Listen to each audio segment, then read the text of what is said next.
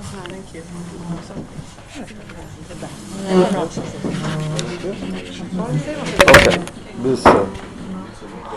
Okay, good morning everyone. Chodesh Tov. So in addition, I'd like to dedicate this particular shir Le'ilui Nishmat, my mother-in-law, Sarah Bat Moshe, who passed away on Erev Pesach, because of the Shiva, which started after Yom Tov. So I was originally supposed to give the shir last week as well, and then this week, and I think next week too, right, Daniela? I'm supposed to teach next week.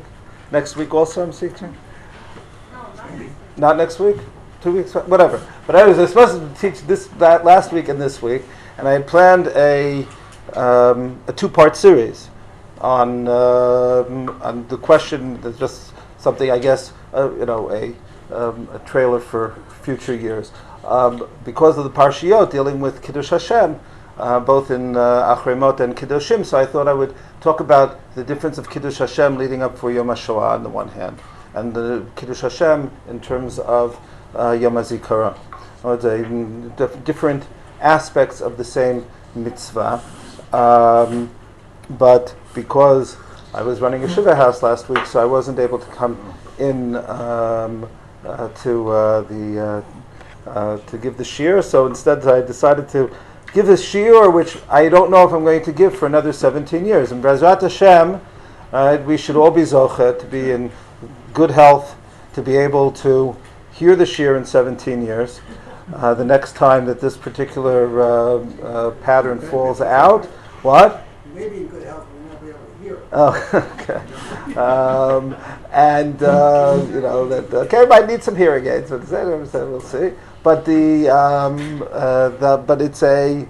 I figured, okay, if they're going to talk about a shir which happens once. Last time I could have spoken about it fully. It was 27 years ago. So it's okay. It's worth it.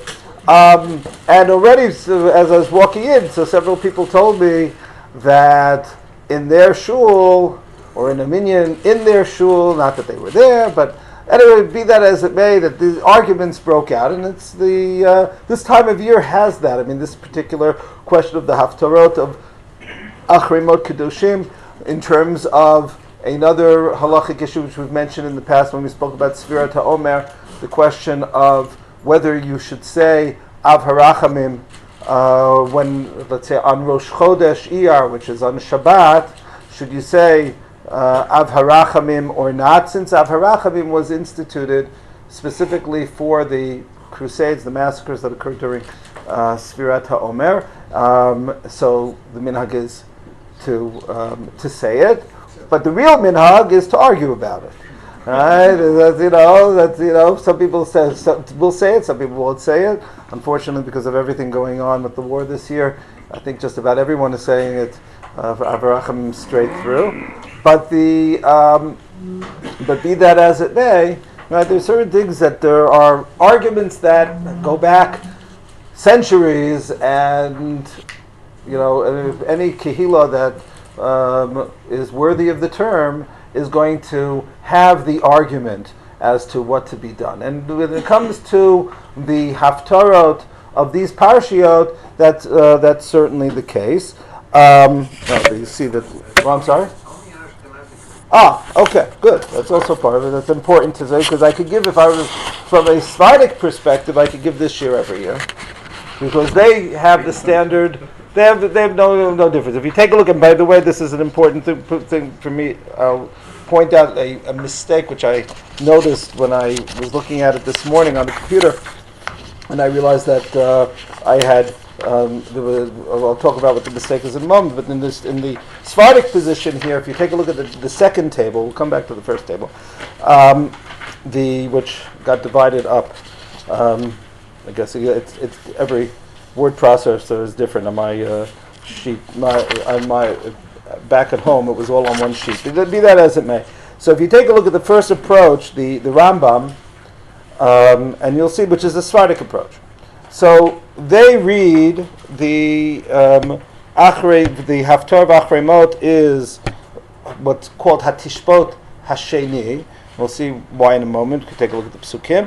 for Achremot, that's Yecheskel Perek Chaf Bet, and in and Yecheskel Chaf, which is Hatishbot Harishon, because it appears first, and then they just do what you would do all the time. In other words, there's a little bit of a machloket amongst the Rishonim as to what should be done when you have two parshiot in general. So if it's matot maseh, if it's bahar b'chukotai, doesn't really matter. If you have the two parshiot and you have to read one haftarah because you've read the two parshiot together, which haftarah should be read?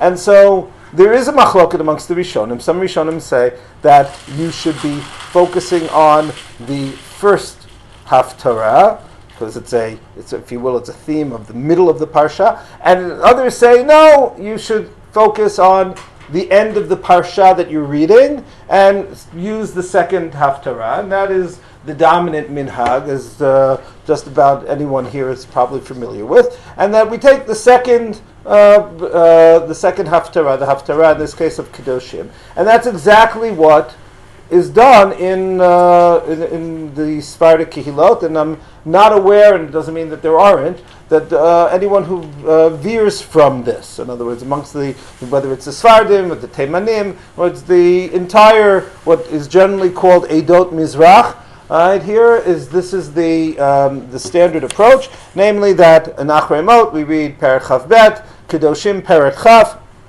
and when they're together, Perek Chaf, and then if various things will happen, in which again for the Sephardim it's not all that out of the ordinary. Let's say when you have when sometimes you'll have the parsha is Shabbat HaGadol. So then you have the special haftarah of Shabbat HaGadol. What do you do for Kedoshim, which will come right after Pesach then? And the answer is, well, then you will read it, you'll read Kedoshim, you'll read Perek Chaf. If Kedoshim is Erev Rosh Chodesh, right, or on Rosh Chodesh itself, then Achremot will get its regular haftarah of Perek Chaf Bet. In other words, there's the shir's over if you're a Sephardi, right? That's it. Okay, so you could go now. Right? That's basically it. Very simple and straightforward. And if you take a look at the parshiot, this is something actually I haven't seen anyone discuss it directly, but it's something which I think needs to be asked. That is that if you take a look at the themes of Perek Chaf Bet and Perek Chaf and ask what do they connect, how do they connect to the parshiot? So let's start with Perek Chaf Bet. Okay, so Perek Chaf Bet, here it's on page 6 at the bottom. Vayhi dvar Hashem elai lemor. I didn't take the entire haftarah. I just took the beginning of each of these haftarot so that you can get a sense of the themes and how they connect to the parshiot. Va'ata ben adam hatishpot tishpot et ir adamim v'hodata kol tovotah. Will you judge the bloody city, then cause her to know all her abominations? This is the most recent JPS translation, which is available on Al HaTorah and in Sefaria. So that's what I'm using here. So and so what is referring to Yerushalayim? Va'amarta ko amar Hashem Elokim ir shofechet dam b'tocha lavo ata v'asta gilulim aleh l'toma. Right, a city that sheds blood in her midst, that her time may come and that make idol against herself to the Father. B'damech asher shafach tashmatech v'gulayich asher asit timet v'takrivi yamayich ad shnotecha al ken etaticha cherpa l'goyim v'klasa al kol haratzot. V'hakravot v'arachokot mimech yitkalsu v'chat me'at Hashem rabat ha'mehuma. This is again because I apologize that the Hebrew of Pasuk Daled is on one page and the English is on the other. But but I want to focus just for a second on that Pasuk Hey for a moment, and you'll see that it becomes even more apparent afterwards, that those who are near, those who are far from you, shall mock you. You are infamous and full of tumult. But it is Tmeyat Hashem is the term. Tmeyat Hashem. And this really, if you think about it, is the inverse, the 180-degree inverse of Kedoshim Tiyu. In other words, instead of using the term Kedoshim Tiyu, Ki Kadosh Hashem Lakecha, right? This becomes the idea that you are Tmeyat Hashem. Right? It's to the best of my knowledge, it's a unique phrase that only appears here in this parak, and it's basically saying that forget all the averot that you're doing. I mean, Yerushalayim is being called Ir Hadamim, the city of blood. Right? In other words, you've created a culture of Tuma. It's not particular averot. It's a culture of Tuma. And that is now you take a look at the second half of, from Pasuk Zayin on through Yud Bet, and as it goes on beyond this, is that, and I'm not going to read it through because of the time, but take a look and you'll see it's the listing of, almost in exact order, of the mitzvot that are listed at the beginning of Parshat Kedoshim. Except here, not in terms of the mitzvot that are being fulfilled, right? And this is touching, Rashi already points this out in his Perush here in Yecheskel.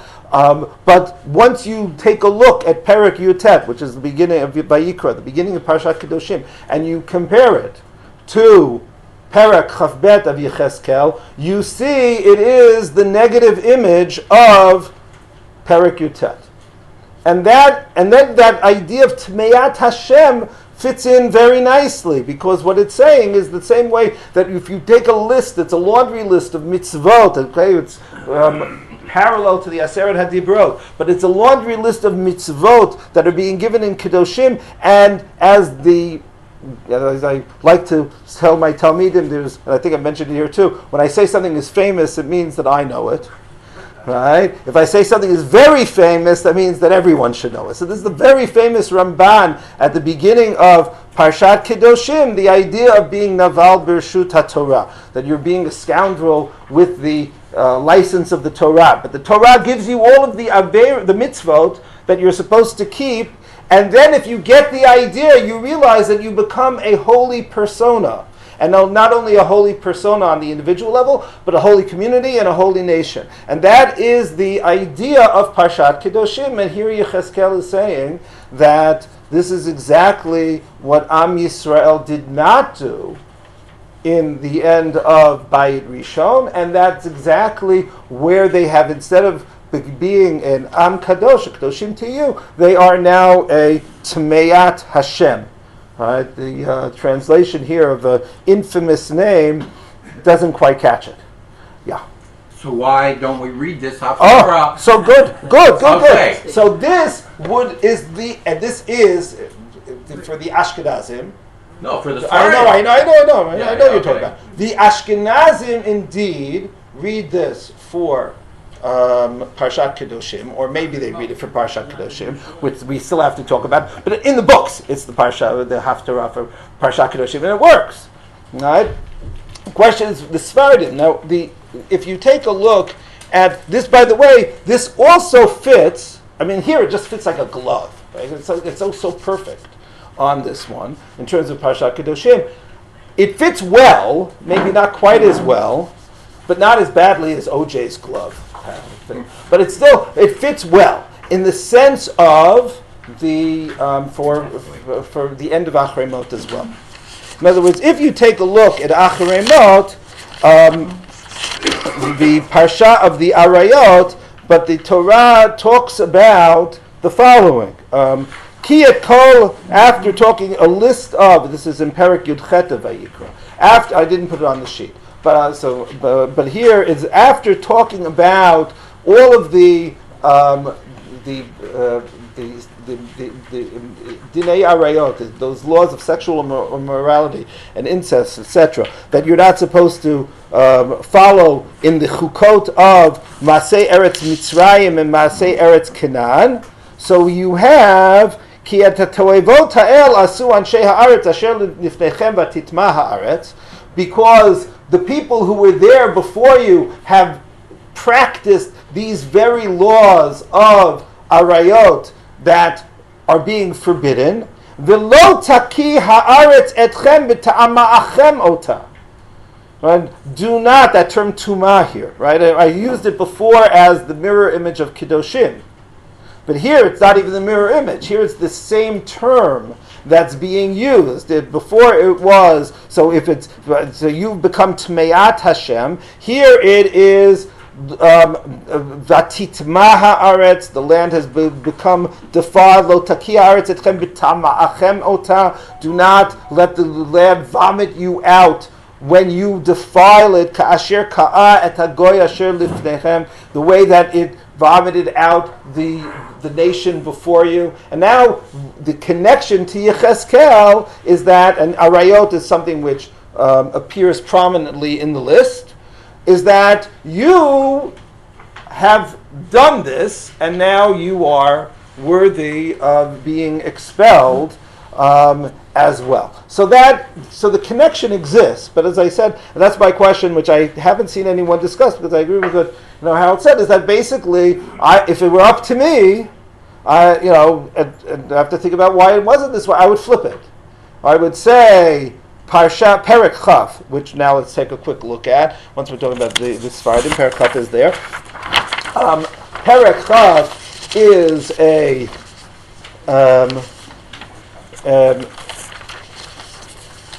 here is the Vayhi b'shana, and you can draw comparisons between Perek Chaf and Chaf Bet. Vayhi b'shana hashvi'it b'chamishi be'asor lachodesh ba'u anashim miziknei Yisrael lidrosh et Hashem vayeshavu lefanai. So Yechezkel is in Bavel. This is the 7th year of the exile of Yehoiachin. So the king who was first exiled by Nebuchadnezzar, 11 years before the destruction of the Beit HaMikdash. So here we're being given a date. We're being told that this Nevuah is taking place 4 years before the destruction of the Beit HaMikdash in Babel. And Vayhi dvar Hashem elai lemor Ben Adam daber al ziknei Yisrael v'amarta aleihem ko amar Hashem Elokim halidrosh oti atem ba'im. You're coming to just use the translation. Inquire of me. In other words, you're coming to accuse me. In effect, right? You're coming with your complaints. Chayani madrosh lachem nu'um Hashem Elokim.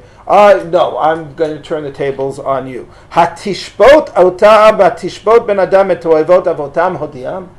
How will you judge them, son of man? Will you judge them, cause them to know the abominations of their father? And here you have that tishbot. There is, I did see, I forgot who it was, who wants to claim that there was a bit of confusion because you have hatishbot in both of these prakim. And remember that Jews traditionally, until the printing press, that's the beginning of the 16th century in terms of the printing of the Tanakh and the like. I mean, the printing press, Jewish printing also began at the end of the 15th century, but we'll say the end of the 15th, beginning of the 16th century, when this is introduced. Until that point, Jews did not use prakim.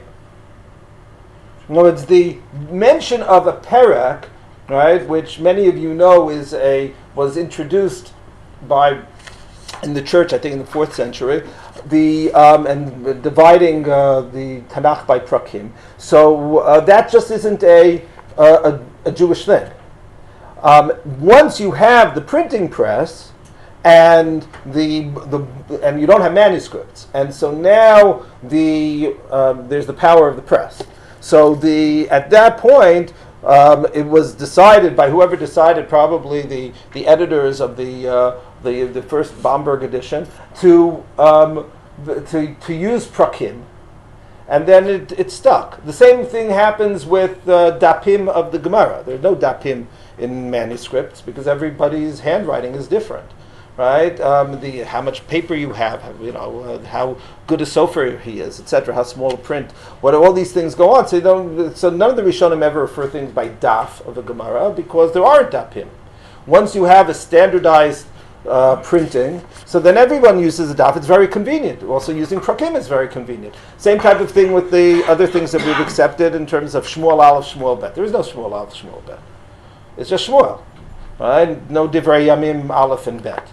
Right there. So, by the way, this is another little urban myth of that Magdil and Migdol, that because of Shin Bet, right, that Shmuel Bet, and that's Migdol, and Magdil is in Tehillim, right? So that's how it became Shabbat, right? Anyone ever heard that one, right? So that's it's a cute story, but it's not true because it's already mentioned in the Rishonim before they had Shmuel Bet. They only had Shmuel, right? So the minhag, you have to find a real reason for the minhag. You can't just blame it on the print. So this is the type of thing. So with the Rishonim talked about Hatishpat Tishpat. And they would use other psukim, and then somebody gets mixed up, and then it gets flipped. But in Perek Chaf also works for both.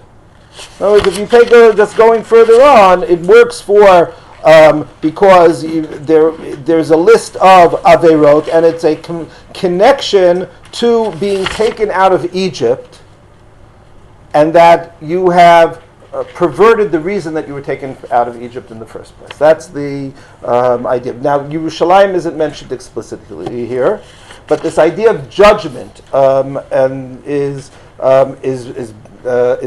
similar in both of these prakim. Be that as it may, the Rambam actually, and I brought this here in source number 1 on page 2. The Rambam in the end of Hilchot Tefillah has a list. He writes his siddur out, and as part of writing his siddur, he also writes the list of all of the Haftarot. So it's very helpful. And you can see here Acharei Mot Hatishpot ad v'nachalta b'cha le'inei hagoyim b'Yecheskel. Kedoshim to you, Baruch Hashem miziknei Yisrael at tzvihi l'chol ha'aratzot. B'Yecheskel. So the Rambam deliberately did not use Hatishpot in the second one, possibly not to confuse us. But the first one is Perek Chaf Bet, and the second one is Perek Chaf. So the minhag goes back to the Yerushalayim, at least to the Rambam, probably even earlier. The idea here is that I think you can try. As I said, I think Perek Chaf Bet fits Parshat Kedoshim like a glove, but it could be that these two prakim and the themes are so similar because of the end of Acharei Mot and the theme of the entirety of Kedoshim, and they come together quite frequently. That you could try to the nuance between one or the other might not have been so important. It could be that the feeling is that Perek Chaf Bet fits Acharei Mot better than Perek Chaf fits Acharei Mot, and so instead of having a perfect fit for Kedoshim and a not great fit for Acharei Mot, they would rather have a decent fit for both. Okay, but as I said, I haven't seen anyone really discuss it at all. It's something I might try to come up with an answer for. But that's the Sfardim. Okay, so the Sfardim are set. Right, nothing to talk about per se. Other than to say that I took maybe a 5-minute talk and I stretched it out to 25 minutes. Okay, yeah. Is that a geographic decision? What do you mean by geographic? By where they were? Who? The communities. You mean the Sfardim? It starts as being geographic, but what we call Sfardim, this is way too. This will take us way too far afield, right? The people from the east, really, the Edot Mizrach, bristled at being called Sfaradim, because that means that they're being referred to from the people of the west, right? In other words, the Sfarad is as far west as you can get in the old world, Right. So when people left in the 15th century, 16th century, because of the expulsion from Spain and moved east and started their communities, and the people who've been there for centuries, maybe even millennia, were looked at them as newcomers. Right, and with their own different minhagim, etc. So, but we, because of what happened in the centuries since, there's a lot of blending, and it's true that there are. If you tell an Iraqi that he could just daven with a Moroccan, right? He might as well tell a Yeki that what's wrong with the Hungarian next to you. But but still, there's far more similarities between those kilot. Let's say in their nusach tefillah, the same way that there's far more similarity between German minhagim and Hungarian minhagim or Litvish minhagim than there are to the others. So it's just for our purposes, it's sort of what we call the Sephardic world and the Ashkenazic world. We'll get to it. Okay, fine. As I said, that's a much broader question. So now we come to the question of what the Ashkenazim do and why they shouldn't just follow the Sephardic practice. Not totally clear. In terms of why they do what they do. In terms of why they don't, that seems to have some explanation. And here, by the way, and I mentioned before that there's a mistake in the table here. So and everyone should fix it. Taking a look at the top of the table on which got broken up, it's on page 2. So these are all Ashkenazic minhagim. So wherever it says Yecheskel Chaf, it should be Yecheskel Chaf Bet. In other words, in the Ashkenazic practices, see, I said get mixed up the prakim, hatishbat. So I did it when I was just putting together the table quickly. So the Ashkenazic practice is not to read Yecheskel Chaf. It's to read Yecheskel Chaf Bet. That is and you see it's not read that often, if at all, but that is the official, if you will, the official Ashkenazic Haftarah for Parshat Kedoshim. And we have to talk about that in a moment. The line that says Lavush really should say Yecheskel Kaf Bet, Kaf Bet, Kaf Bet. Correct. Okay. And the Mordechai Avudram is Yecheskel Chaf Bet. Okay? Okay? But here, what's been introduced is the end of Amos. Okay, so where does this come from? Now, even amongst the Ashkenazim, there is earlier, I didn't bring, I don't think I brought any of the literary sources to it. One second. There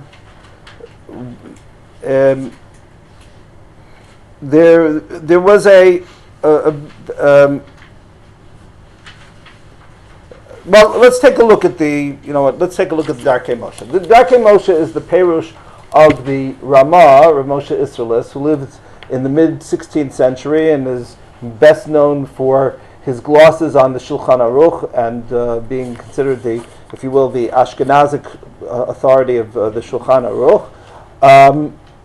So he wrote a commentary which was parallel to the Beit Yosef of the Tur. The Shulchan Aruch is a synopsis of the Beit Yosef. The Tur had been written a few centuries before, and the Beit Yosef, Rabbi Yosef Karo, wrote a encyclopedic work based on the Tur to explain the sources of different halachic decisions. The Darkei Moshe wrote a similar work. Rav Moshe Isserles wrote a similar work called the Darkei Moshe. In one of the greatest acts that I can think of intellectual, honesty, but of integrity, I guess would be a better word. He, when the Beit Yosef was printed before he got the Darkei Moshe printed, and he had worked apparently many years on it, he shelved it. He didn't print it. He changed it to just reflect the differences of Ashkenazic practice to the Sephardic practice. But basically, he said, well, if the Beit Yosef has already been printed and written, why should I print another Beit Yosef? right? Just because I wrote it. So he changed it, but we found it. It was only published posthumously. The full Darkei Moshe. Be that as it may, Darkei Moshe says the following: B'Mordechai Perek B'nei Ha'ir. So in the parish of the Mordechai, Mordechai ben Hillel, who was a late Tosafist, a contemporary of the Rush at the end of the 13th century. So he says the following: B'Shabbat sheyesh bo parshiot smuchot la'olam hamaftir maftir ba'achrona. The Ravya, so when you have two parshiot together, so you always have the haftarah of the second one. Ravya katab maftirim b'parsha rishona, as I mentioned before, that there were Rishonim who said that you should read the first parsha. So already it still hasn't been sorted out totally in the 13th century. Minhagim, and in the Sefer Minhagim, whenever the Ramah refers to Sefer Minhagim, we're going to see it inside in a moment. The Sefer Minhagim is Rav Yitzchak Isaac of Turna. We don't know very much about him, but it's Turna is most likely a city, and even which Turna it is a question whether it's in Czechoslovakia or the Czech Republic, or it's in the Ukraine. But be that as it may, or Germany, I think. I'm sorry. He is a very influential source. He's a couple of generations before the Ramah for the establishment of what we call Minhag Ashkenaz. Katuv kol parshiot smuchot maftirin ba'achrona chutz me'achremot u'kedoshim. So in all of the parshiot, we will read the second one, except for achremot kedoshim, where shemaftirin halo kivnei chushiyim hi shehi haftarat achremot. Right, we will read the Bipnei Haftarah Shniya Midaberet B'Toavot Yerushalayim Ad Kan L'Shana. The second Haftarah we saw uses the term, right? Again, Perek Chavet, just refer back to it. Hatishpot tishpot et ir hadamim v'hodata et kol toavateha. Right, judge the city of blood and let it be known, cause her to know all her abominations, referring to Yerushalayim. Very harsh language that's being used, and we don't like to use that harsh language. So therefore, if we're going to read both, we read both. But if we're going to have to choose one or the other, we'd rather go with the softer of the two haftarot, and we'll take a look at the haftarah of Amos in a moment. V'cheni b'minhagim shelanu. Mashma midivrei Mordechai shaftarat achremot hi halo kivnei chushiyim. So it sounds from the Mordechai, this is now the Ramah talking, that the proper haftorah for achremot is halo kivnei kishiyim, which is the haftorah from Amos. V'imkein av kashem chalukim acharei ukdoshim. So even though if that's the case, when they're split, so then maftirin halo kivnei lacharei v'tishpot shefot lekedoshim. So then you should write, as is reflected here on the chart, right? Amos for achremot and Yecheskel chaf bet, not chaf, for kedoshim. But it also indicates that there is a confusion, right?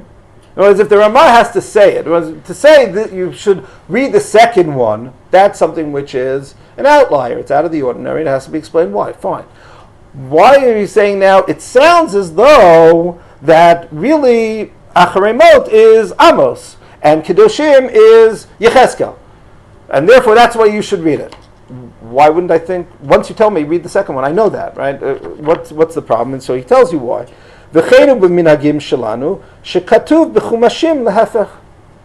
Was in the printed chumashim of the 16th century, and the minhagim talk about the print talk about sidurim as well, chumashim.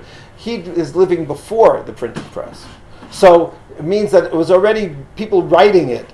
Like, if you might have seen illuminated sidurim from Ashkenaz and the like, beautiful manuscripts, and they had probably less beautiful manuscripts as well that didn't survive.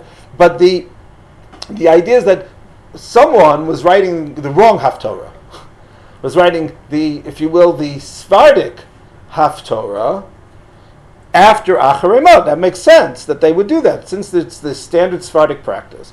And probably there were those kihilot that also, whether it's on the borders or whether it's just simply that was an earlier minhag in Ashkenaz, and then later on the idea of kivnei chishuyim, Amos, is introduced. Right, that's also a possibility. Like the Rambam did us a huge favor by giving us the list, but we don't have a listing like that, to the best of my knowledge, for Ashkenazic Haftarot. Of someone in the Rishonim just saying, Rabbeinu Tam, just saying, here's the list of what we read. We don't have that. So we're trying to piece it together. So he's saying, the Ramah has to say, I know what's printed in your Chumash. Same thing. Right? The minhag is to argue. That's what the Ramah is saying. The minhag is to argue. But I'm telling you, if you want to know what to do, don't read Yecheskel for Acharei Mot and Kivnei Chushiyim for Kedoshim. Read Acharei Mot, B'nei Chishuyim, the Perek and Amos, and for Yecheskel, read in Chavbet. So the confusion is at least into the 15th, 16th century. Yeah.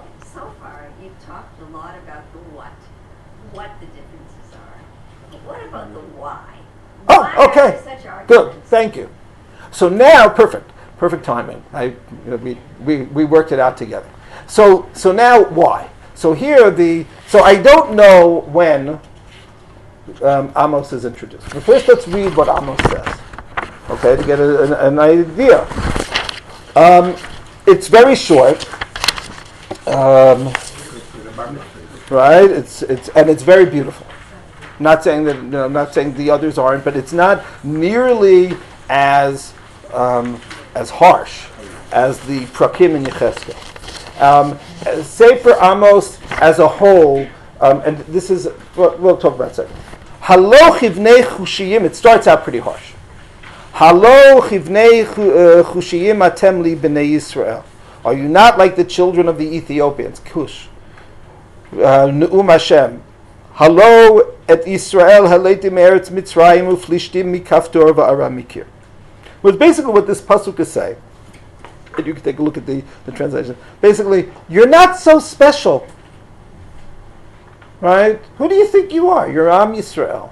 Right? So what do you mean? I'm Am Yisrael, Kadoshim to you. I'm Kadosh. Mamlechet Kohanim, Goy Kadosh. No.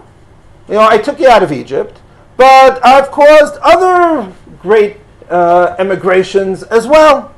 So the Plishtim, also who live in Eretz Yisrael, we'll call them Palestinians, so they also didn't start here, right? But they're here, right? So you didn't start here, and you're here.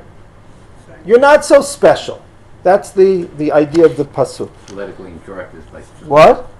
No, they came from a different place. So they came from Egypt, and they came from so Bnei Chushiyim. Okay, so now that we don't have time, if we're just learning the Haftarah, we could talk about is this a racist terminology, not racist terminology. But be that as it may, it's not being presented as particularly, we wouldn't call it laudatory. Hine enei Hashem Elokim b'mamlacha chata'ah v'ishmati ota me'al pnei ha'adama efes kilo hashmid et Beit Yaakov ne'um Hashem. So the first half of that pasuk chet is very harsh, right? You're no different than anyone else. You're sinful. You're going to be destroyed. But now there's the second half, which is beginning, if you will, of the nechama. But I will not destroy you entirely. Ki hinei anochi mitzaveh v'haneoti mikol hagoyim et Beit Yisrael kasher yino b'chvara v'lo yipol tzor haaretz. So you will be moved and sifted amongst the nations of the world. B'cherev yamotu kol chata'ei amei ha'omim lo tagish v'taktid ba'adenu hara'ah. All of the Rishayim who say it'll be okay, nothing is going to happen, they will be killed. Bayomahu, but in that day, Akim et Sukat David Hanofalet. V'gadarti et pirtzeihem v'harisota v'akimu v'nitia k'mei olam. L'man Yeshuat Sherit Adom v'chol hagoyim asher nikra shmi alehem nu Hashem oseh zot. Right, so that at that point what this is the source for the Sukkot David HaNofalet, or the Harachaman that we say on Sukkot, comes from this pasuk in Amos. But the tent of David will be raised up again, and it will be healed, etc. Hinei yamim ba'im nu'um Hashem, and this leads now to a very if you've gone from Churban to Nechama, and now you have a nivuah of Geula. Hinei yamim ba'im nu'um Hashem v'nigash choresh bakotze v'derech hayonim b'shech hazar v'hitifu ha'arim asis v'kol ha'gvaot titmogagna. They're an incredibly fertile vision that the mountains will actually drip and the wine will flow from the hills. V'shavti et shvut ami Yisrael, and I will return the people who have been held captive in Israel. Vanu arim nishamot v'yashvu v'natu kramim v'shatu et yainam. They will rebuild the cities, plant the vineyards, etc. And the pasuk, the Haftarah ends, and they will never be plucked from their land again. Amar Hashem Lokecha. So it's a very. By the way, I in the title it said, and thoughts for Yom Haatzmaut. I don't have time to get fully into what I want to say about Yom Haatzmaut. This could have been the Haftarah for Yom Haatzmaut, right? I mean, it's the. I'm not saying that what was chosen, which was the Haftarah of the 8th day of Pesach, which isn't read here in Eretz Yisrael, so they read it on Yom Haatzmaut, right? And it has, and we can talk about perhaps for another time why it might be appropriate or it shouldn't be appropriate, whatever it is. But these, if you want to encapsulate Jewish history and 20th century Jewish history, right, to this very day, right, you have 9 psukim that does it, right? From Churban to return and to rebuilding, right? And also, perhaps, with regard to the first, the if you will, the bracha, that we're given a promise that v'lo yinatshu od, right? You will not be plucked out again, right? That this is hopefully the geula, but at the same time, the warning at the beginning of the haftarah that you're not so different, right? Don't get too confident either. The overconfidence of the people who say lo takish v'taktib ba'adenu hara'a, right? That evil will not befall us. Right? So you have to have that balance, feeling the haftacha, and at the same time, this year, especially perhaps, that we feel that we shouldn't be overly confident. Isn't that a short summary of Jewish history? Yeah. Right? So this is chosen, and I don't know when. I haven't seen anyone who can point a finger in terms of a source to say the Mordechai already talks about it. So the Mordechai, so it's being read in Ashkenazic communities in the 13th century, but 14th century. Excuse me. No, the end of the 13th. At what point was it introduced? I don't know. Okay, so could very well be, as I said, that would explain those chumashim that are misprinted that the Ramah refers to, is that the other communities had that other minhag, and therefore it was printed in, and then you have to try to figure it out. Now, but I only have like 11 minutes, so let me. Any questions I'll take after. No so now because the interesting part hasn't happened yet. Okay, we haven't started minhagim yet. So now this is where we have this really this idea from Amos, and it fits Parshat for the same reasons that I talked about a moment ago on the harsh level of Yecheskel. Right, so here you have on a softer, gentler way of Amos, it really connects to the themes of Acharei Mot and of being expelled from the land, and the theme of Kedoshim, of keeping the Torah so that you don't get expelled from the land. All of these things fit well with Amos as well. but in a much softer way. And that is, now to your question of the why and what, so that is what the Rishonim explain, the Ashkenazic Rishonim explain, why we prefer this idea to the harsher, blunter nevuah of Yechezkel.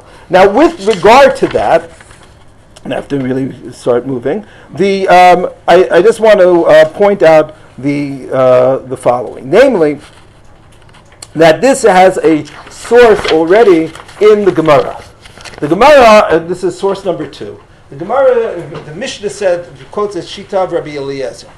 Rabbi Eliezer Omer, Ein maftirin b'hoda at Yerushalayim. You should not use Perek Tet Zayin of Yechezkel, and it's here on the sheet, but I don't have time to read it inside right now. Perek Tet Zayin of Yechezkel should not be used. The term that we have of Toavot Yerushalayim, that's key, because the Gemara says that when we don't paskin like Rabbi Eliezer, the Gemara says, but la'afuke min Rabbi Eliezer, so that we do not accept Rabbi Eliezer. Why? What's the source? Listen to the source. Tanya. Maase ba'adam echad shaya koreh lema'ala mi Rabbi Eliezer hoda et Yerushalayim et toavatem. So he was reading in the Haftarot, that's saying for which parsha. You're familiar with the parak. It's the parak of Va'omar lach b'damai chayi, va'omar lach b'damai chayi. That's the parak Tet Zayin. But it starts with the Toavot of Yerushalayim, and so he was reading that parak as the Haftarah. It is, by the way, the Rambam brings it. I'm not going to read it again. Number 3 as the Haftarah of Sefer of Parshat Shmot. That's not our minhag, but that was the Rambam's minhag. So you see clearly that the Rambam did not pass like Rabbi Eliezer. Amar lo, but this is what Rabbi Eliezer said to the person, to the maftir. I would not want to be the maftir. Ad she'ata bodek b'toavot Yerushalayim. Right? You're saying let Yerushalayim knows its abominations. Before you start talking about the abominations of Yerushalayim, say ubedok b'toavot imecha. Go check out the abominations of your mother. Badku acharav. So they checked it out. Umatsuvo shemetz psul. And they found out that his mother wasn't, we'll say, Alamid Vavnikit. Okay? So that was that's the story.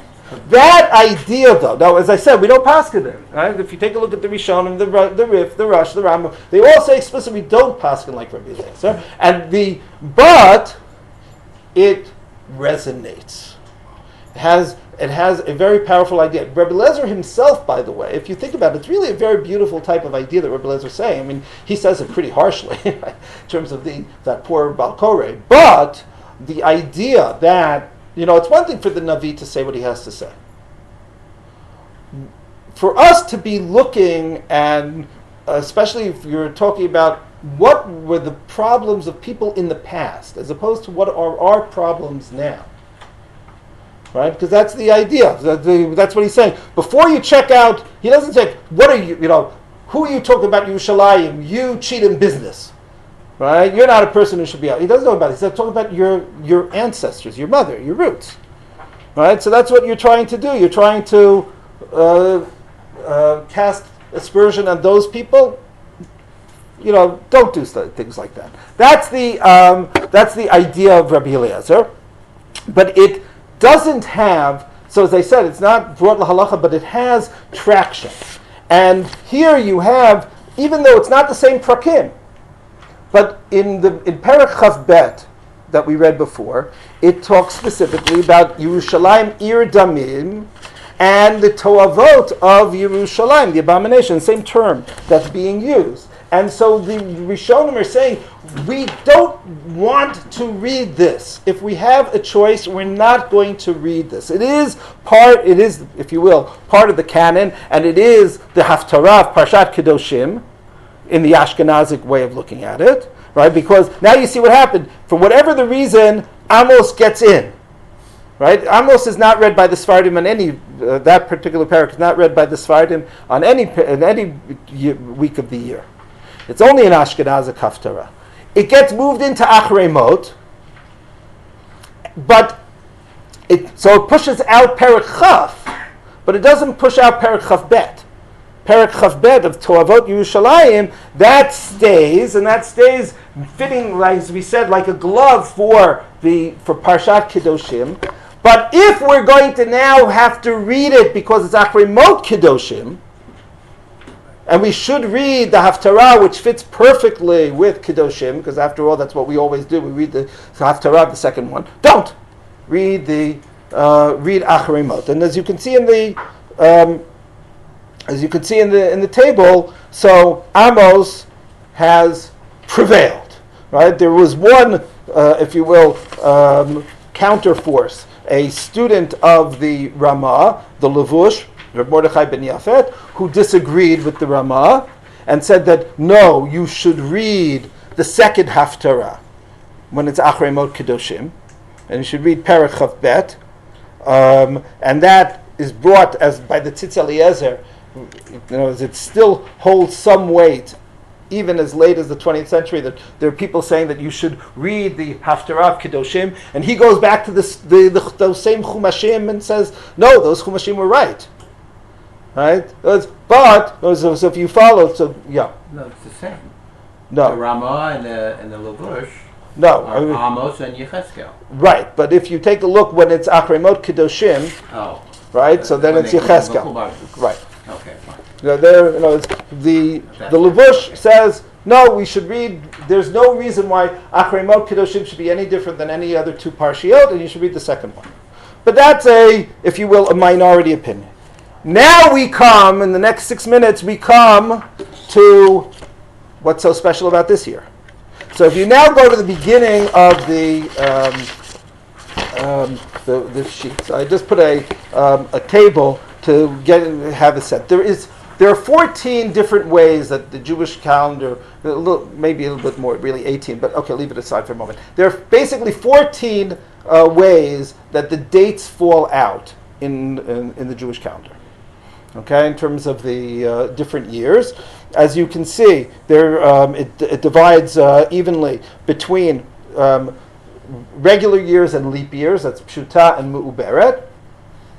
But in terms of when the days fall out, so the three letters there, the first letter represents the first day of Rosh Hashanah, the last letter represents the first day of Pesach, and in between is the question, which is really a bit of a wild card. Do you have 29 days or 30 days in Cheshvan and in Kislev?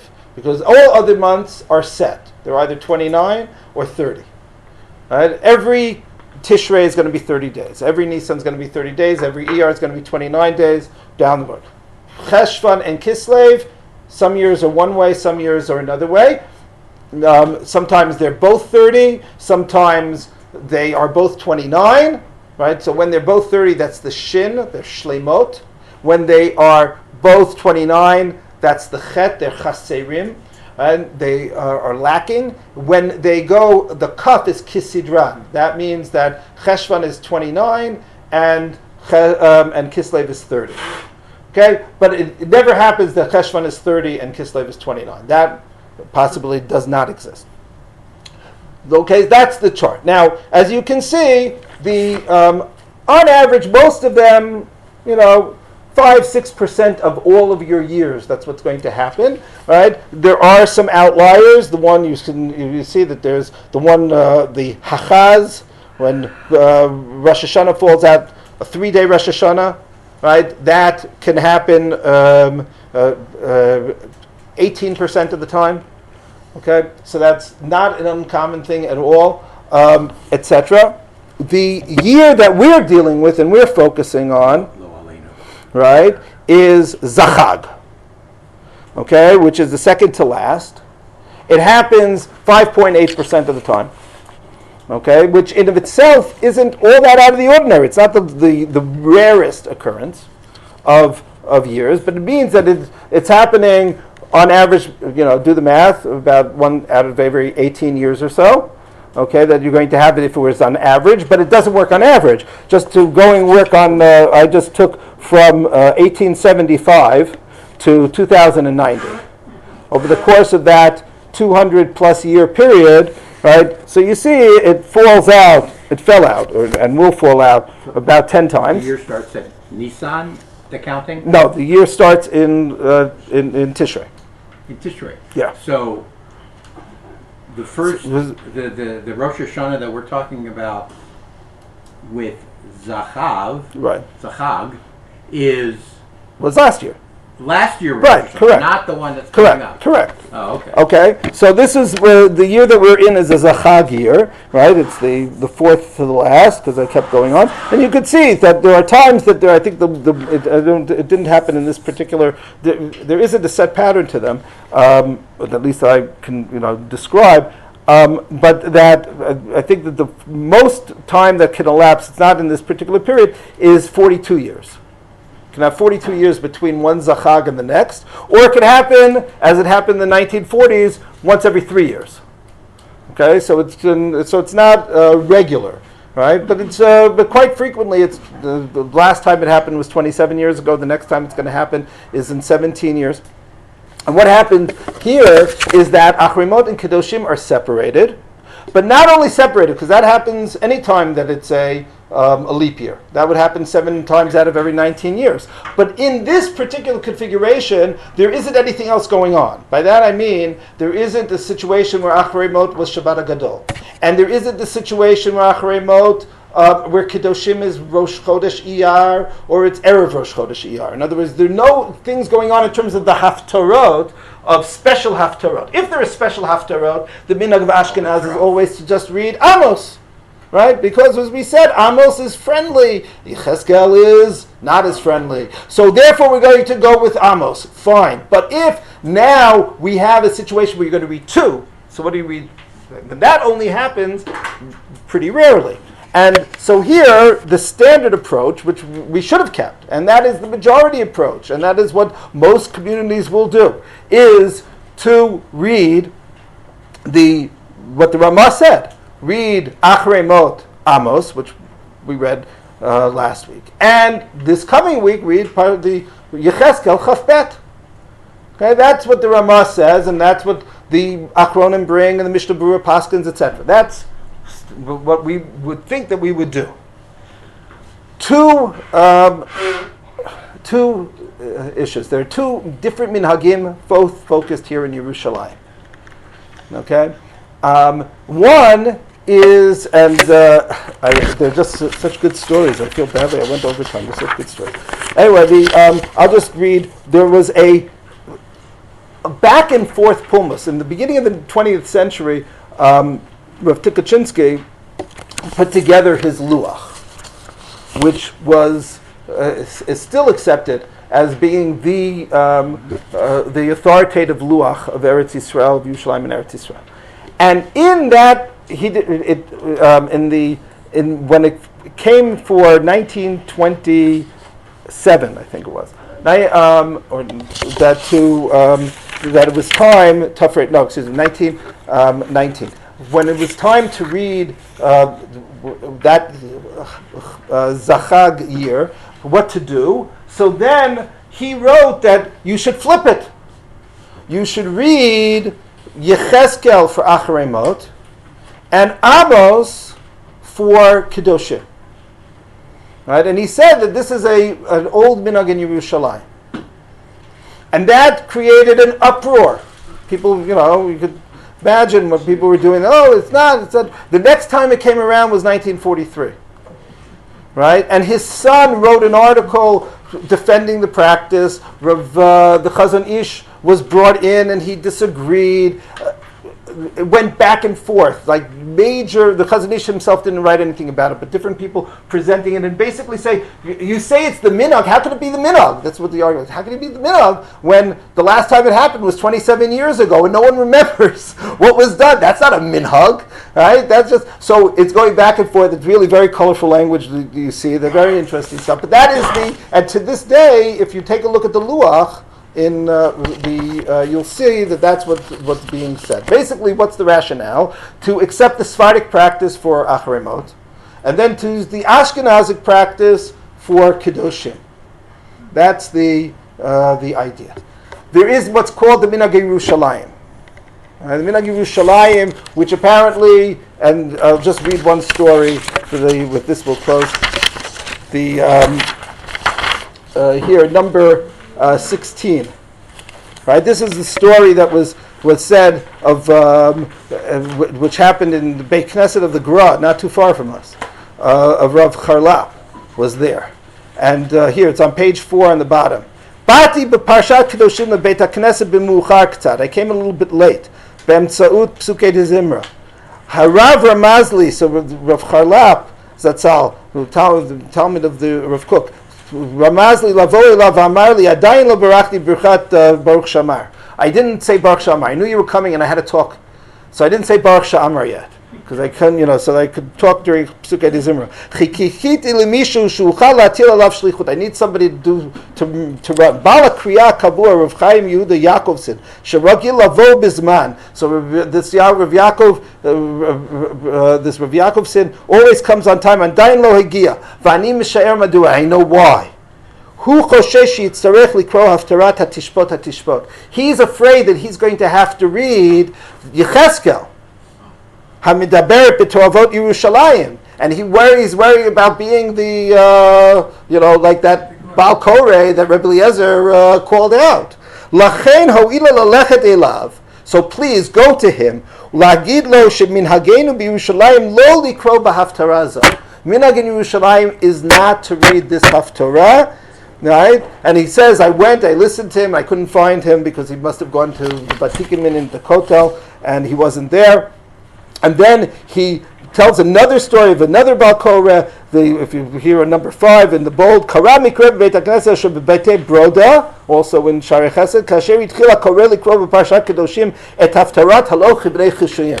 So the Baal Koreh gets up and he starts doing Minhag Yerushalayim, which is to read Amos twice, this last week and this week. Karalu mata rav gadol echad me'olim hachadashim. So, come new Ola doesn't know Minhag Yerushalayim. Kori batishbot? No, it should be Yecheskel. Yarad balakriya me'alabima. I love this story. So he comes down, like he's in the middle of the Haftarot. He comes down and he says, Ani eneni muchan lamod ba'akbadato shel Rabbi Eliezer. I can't have Rabbi Eliezer looking over my shoulder, talking about my mother, my grandmother. I'm not going to do that. If you're going to insist on hatishbot, you read it. Right? Let them talk about your yichus, not my yichus. Right? So, there was a hubbub, and everybody said, Amos. So that's the Minhag in Yerushalayim, and there are many places that you have it, to read Amos. But as I said, Kedoshim always comes in conjunction with Yom Haatzmaut. Either it's before or after.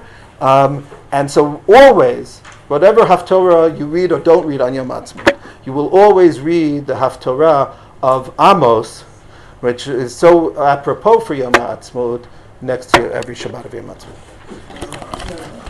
What's the Grim? Did you read? What did they read? Shalom, everyone.